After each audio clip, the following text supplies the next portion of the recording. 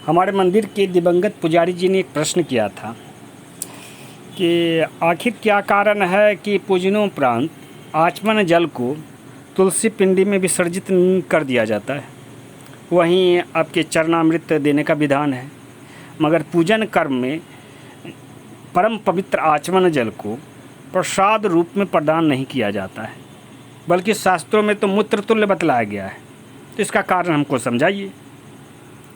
तो संक्षेप में इसका उत्तर होगा, पूजनोपरांत आचमन जल देव विशेष का यज्ञ भाग का अंश होता है, सो उसको व्यवहारवश प्रसाद रूपेण चरणामृत की तरह बांटना संभव नहीं है। विष्णु पुराण के तृतीय अंश 11वां अध्याय 44वां श्लोक है, तत्से सम्मन के पृथ्वी पर्जन्येभ्यः छिपे तत्त द्वारे धातु विधातुश्च मध्ये च ब्रह्मणि छिपित।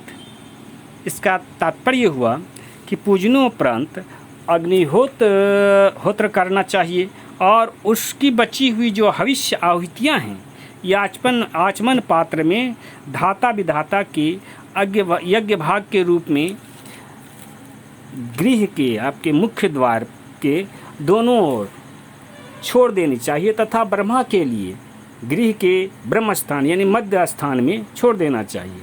बिल्कुल हम लोग जिस तरह बलिवेश्वर देव की पूजा करते हैं, बिल्कुल उसी तरह।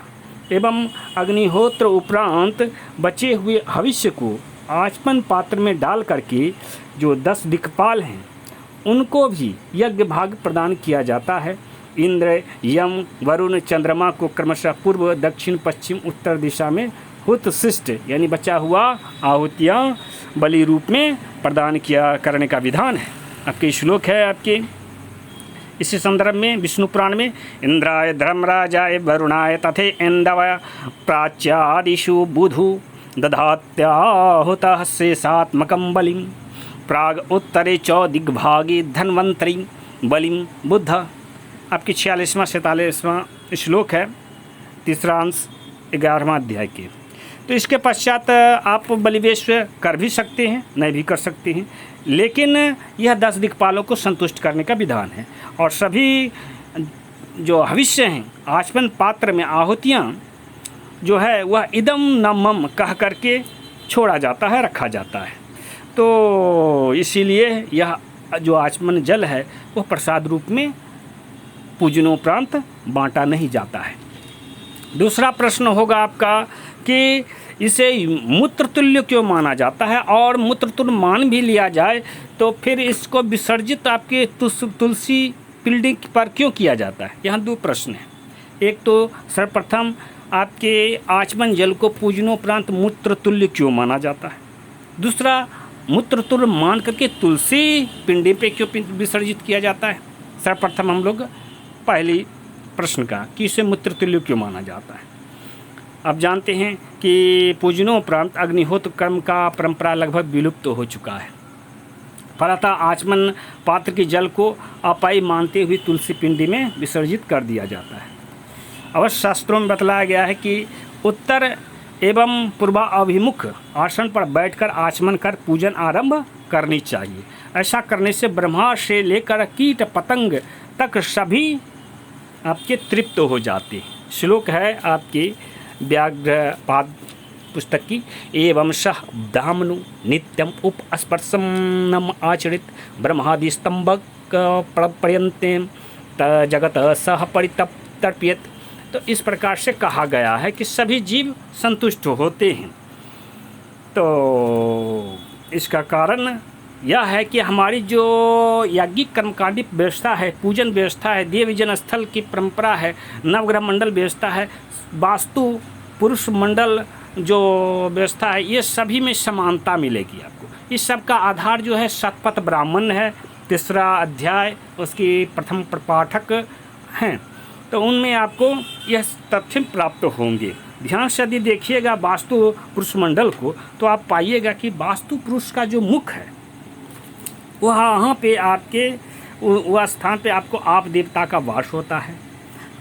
और पूजन आरंभ करने से पहले हम लोग जो आचमन करते हैं, यज्ञकर्ता जो आचमन करता है मुख से ही ग्रहण करता है और आप नामक देवता मुख में वास करते हैं। यह ईशान पूर्व दिशा में स्थित रहता है। सो उत्तर, उत्तर पूर्व अथवा पूर्व दिशा अभिमुख होकर के आचमन किया जाता है। मैं वास्तु पुरुष देवता के आधार पर, वास्तुमंडल के आधार पर बतला रहा हूँ। जबकि पूजनोपरांत आचमन जल पात्र में बचा हुआ हविष्य द्वार पर, है ना, धाता विधाता 12 आदित्यों में से एक है, उनको यज्ञ भाग के रूप में प्रदान किया जाता है। जो नैऋत्य दिशा का स्वामी है उसी दिशा में होते हैं, पृथ्वी को यज्ञ भाग दिया जाता है। दृष्टि के देवता इंद्र वास्तुदेव के जो हैं पूर्व दिशा के देवता होते हैं। और इंद्र जय जो हैं आपके लिंग स्थान में वास करते हैं। साथ ही साथ इस प्रकार से आप कह सकते हो इंद्र यानी कि देवता, इंद्रजय यानी कि देवता के विरोधी असुर। तो दोनों प्रकार के देवताओं को संतुष्ट करने का विधान है। देव से लेकर असुर तक के हम लोग पूजा करते हैं, बहुदेववादी। तो अधस्थल के स्वामी हो गए इंद्रजय, या सुरेंद्र हुए। तो धर्म कार्य में मैथुन कर्म को करने से अधर्म की वृद्धि होती है। कभी भगवान श्री हरि विष्णु ने भी असुरों बन करके आपके सती वृंदा का तप नाश किया था, सतीत्व नाश किया था। धर्म को उत्थान के लिए इंद्रासन पर इंद्र को विराजमान करने के लिए आपके पूर्व दिशा का स्वामी इंद्र को संतुष्ट करना आपको यज्ञ का मुख्य उद्देश्य होता है। तो यज्ञ कार्य में आचमन का इसी उन्हीं देवताओं को आवाहन किया जाता है। एक बात और, आपके वास्तु पुरुष का तात्पर्य हो गया विश्व पुरुष। विश्व पुरुष यानी वैश्वानर पुरुष। तो वैश्वानर पुरुष के जो हैं आपके वास्तु पुरुष के जो हैं लिंग स्थान बस्ती क्षेत्र में आपके रही संज्ञक देवता का वास होता है। रही संज्ञक यानी कि धन के देवता का वास होता है। धन के आधार पे धर्म की जब, या मैथुन के आधार पे जब धर्म को प्रतिष्ठित किया जाता है तो वह जो होती है असुर धर्म होता है। असुर यानी पाश्चात्य संस्कृति। तो पाश्चात्य संस्कृति का जो होती है आपके पूर्वी संस्कृति के विरोधी हैं। पूर्वी संस्कृति के इंद्रदेव पे पाश्चात्य संस्कृति के इंद्रदेव हावी ना हो, उन्हें संतुष्ट करने के लिए भी यज्ञ भाग के रूप में आपको यह जो आचमन पूजनोपरांत जो आचमन के जलपात्र है उसको पाश्चात्य दिशा के जो देवता हैं, जो दूसरे धर्म के हैं, उनको यज्ञ भाग प्रदान किया जाता है।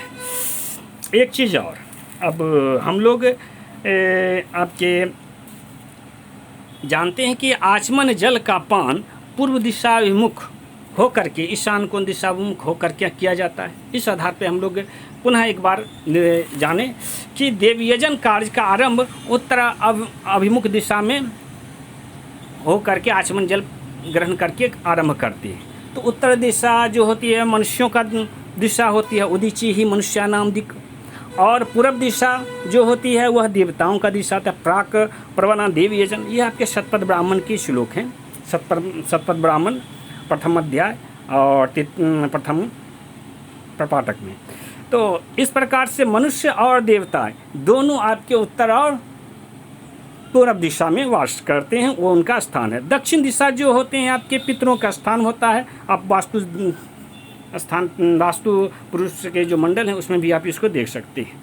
तो उसमें हम लोग क्या करते हैं कि दाएं हाथ में गोकुर मुद्रा द्वारा अग्नि तीर्थ पर बाएं हाथ का तर्जनी का स्पर्श करते हुए आपके क्या करते हैं, ब्रह्म तीर्थ के माध्यम से आचमन करते हैं। वह सोमपान के योग्य फल प्रदान करता है। श्लोक भी इसमें दिया गया है, बतलाया गया है आचार्य प्रदीप में कि दक्षिणे संस्थितम तोयम तर्जन्यम सभ्यपानिना तत्तोयम स्पृशेते स्तु सोमपान फलम लभेत। इस तरह कहा गया है। तो बायां हाथ में सौम्य तीर्थ स्थित होता है। बायां हाथ माने उत्तर दिशा, दायां हाथ माने दक्षिण दिशा। आप जानते हो रात को आपको कहा जाता है कि सिर आपके दक्षिण दिशा में होनी चाहिए। क्यों कि सिर जो होता है उत्तर दिशा होता है मानव शरीर का, और दक्षिण दिशा पितरों का स्थान होता है, पापियों का स्थान होता है, विधर्मियों का स्थान होता है, अधर्मियों का स्थान होता है। जबकि उत्तर दिशा, उत्तर पूर्व दिशा जो होती है पुण्यात्माओं का स्थान होता है, देवों का स्थान होता है।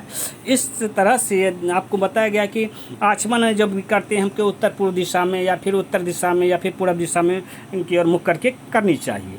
और तो स्वाभाविक है आपके जो वास्तु पुरुष का दक्षिण दिशा स्थित पांव हुए, आपके वसती स्थान हुए दक्षिण पश्चिम दिशा में होते हैं, तो वह स्थान जो होता है असुरों के लिए होता है, हाँ ना, अधर्मियों के लिए है, विधर्मियों के लिए होता है।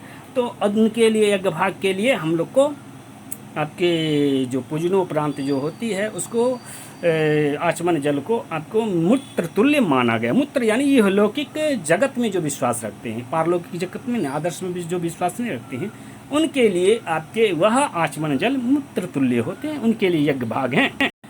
यज्ञ काल में लगभग 45 देवताओं का आह्वान किया जाता है। फलतः जो सात्विक चेतना है, सात्विक जल का प्रतिनिधित्व आचमन जल करता है, वह आपके तमसयुक्त हो जाता है। भागवत की ये श्लोक है, जय काले तु सत्पश्य देवर्षिं रजसो असुरान तमसो यक्ष रक्षांसी तत्काल अनुगुणों अभजत। कहने का तात्पर्य जो तामस युक्त जल है, चेतना है, वह आपके यक्ष राक्षसों का गुण संस्कार रखता है, इसीलिए उस पर आपके यक्ष राक्षसों का क्या होता है, यज्ञ भाग निश्चित होता है, उस पर उसका अधिकार होता है। इसीलिए आपके आचमन जल को उसके निमित्त आपके तुलसी पिंडी पे सालिग्राम भगवान के ऊपर सौंप दिया जाता है, क्योंकि भगवान श्री हरि विष्णु ने छल पूर्वक अपने ही भक्त वृंदा और जलंधर को आसुरी माया के रच करके सतीत्व नष्ट किया था। धन्यवाद।